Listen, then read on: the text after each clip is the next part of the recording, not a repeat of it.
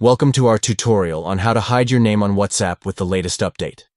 Privacy is a growing concern for many users, and this feature allows you to maintain anonymity while using the app. Let's walk through the steps together. To begin, open WhatsApp on your Android device. This is where you can manage your account settings and make changes to your profile information. Next, tap on the three dots located at the top right corner of the screen.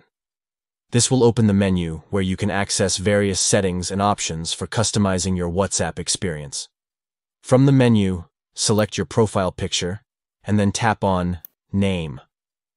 This is where you can edit the name that is displayed on your WhatsApp account. Now, you will need to copy the following two symbols. These symbols will help you hide your name effectively. Under your name in the profile settings, paste the copied symbols as your name in WhatsApp. This will temporarily change how your name appears on the app. Finally, remove the arrow symbol, leaving only the comma symbol. This comma symbol will be invisible once saved, effectively hiding your name from being displayed to others. By following these steps, you can easily hide your name on WhatsApp and maintain your privacy while using the app.